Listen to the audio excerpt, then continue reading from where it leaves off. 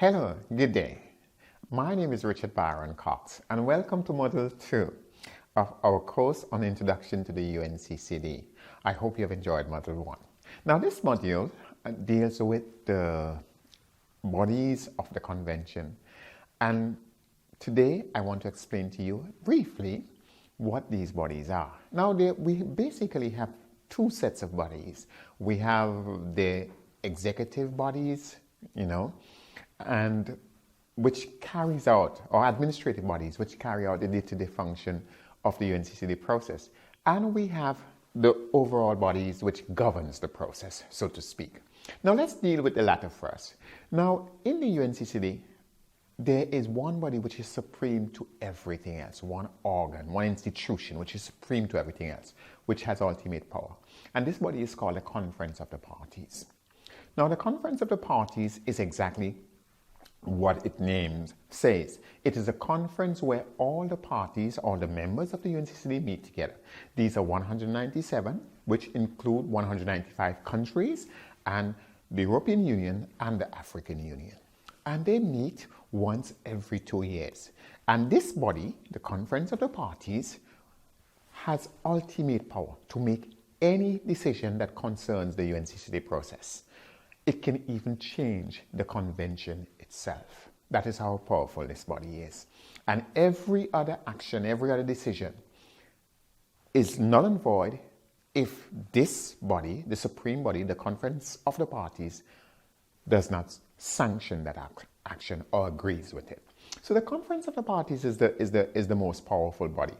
It is usually chaired by the president of the COP. And the president of the COP is usually that country which last hosted the Conference of the Parties. In this case, the present president of the COP is the People's Republic of China, because our last COP was held in China. They hosted it.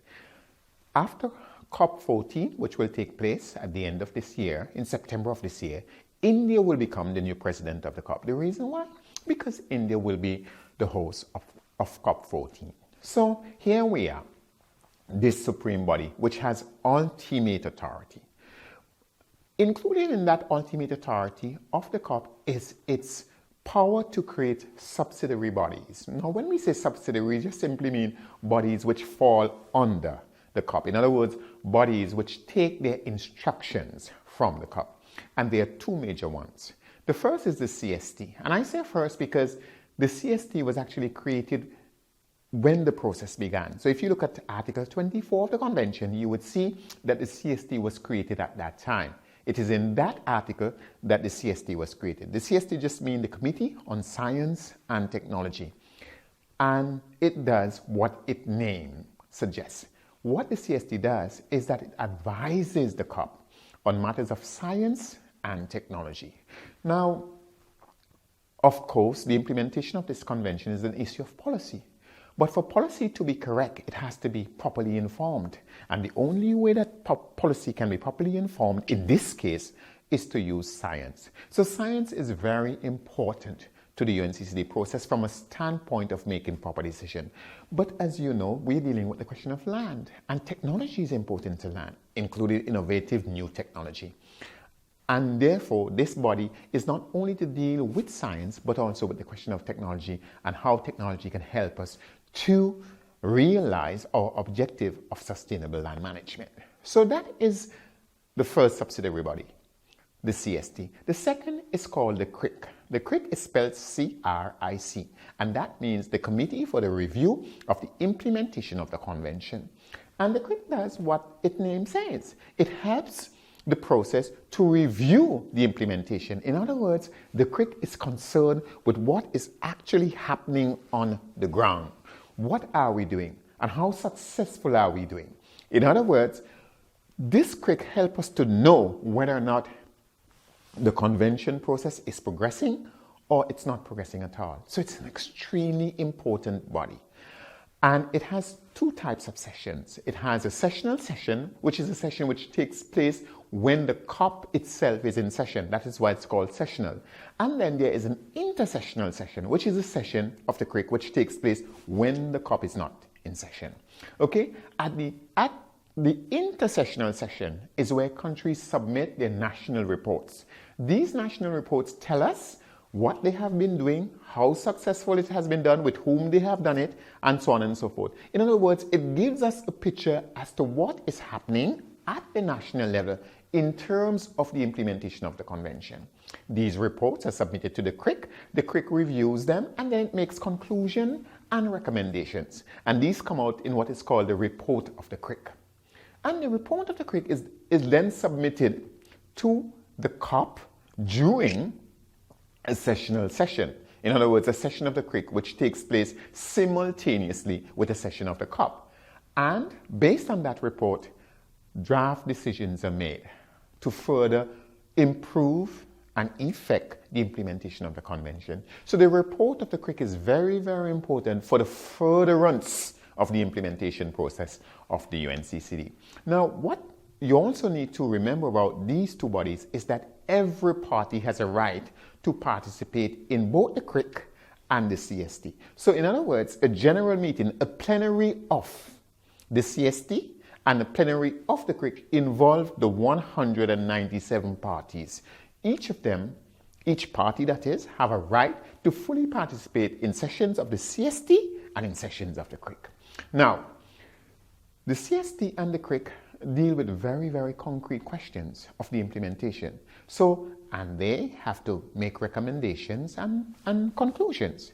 Now, when they have a concrete question to discuss, whether it's a question of science, excuse me, please, or technology, or a question of implementation, they would usually set up what I call working group. These groups are ad hoc working groups, friends of the chair, negotiation groups. But they are small groups of people, usually professional people, technical people, who then discuss these issues concretely, and out of their discussion, they then make recommendations, conclusions to the general body of the CST and the CRIC, who then create their different reports, the reports of the CST and the report of the CRIC, which ultimately ends up at the COP. So what we do have is a process both in science and technology and in implementation which begins at the CRIC and CST level and finally end up at the COP where decisions are made. Because as you will recall,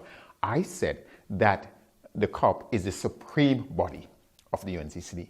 Now, outside of those bodies and the ad hoc groups that I mentioned, there are the administrative bodies of the UNCCD process. In other words, the people who help the UNCCD process day by day to function. And these two bodies, there are two of them, are the Secretariat, where I work and from where I'm speaking to you right now, and the Global Mechanism. Now let's deal with the Secretariat first. The Secretariat is seen as the custodian of the entire UNCCD process. So from reports to the organization of conferences, to ensuring that the whole process runs smoothly day by day. This is basically the job of the Secretariat, and it is headed by an executive secretary, who is the boss of the entire process. This Secretariat is divided into different units, and you can look into that from the notes that we have given you. Now we have the other administrative body is the Global Mechanism. And the Global Mechanism is seen as the operational arm of the UNCCD. This Global Mechanism, what it does is to work quite directly with country parties in helping them to achieve concrete aims on the ground. For example, let's deal with land degradation neutrality. The Global Mechanism helps countries to set their targets. It gives them advice. It gives them assistance in terms of setting these targets, but it also helps them in terms of actual implementation one way or the other. So those are the major bodies of the UNCCD. I hope that this lecture is useful to you as regards the second module. I wish you every success and see you when we will speak of the third module. I am Richard Byron Cox.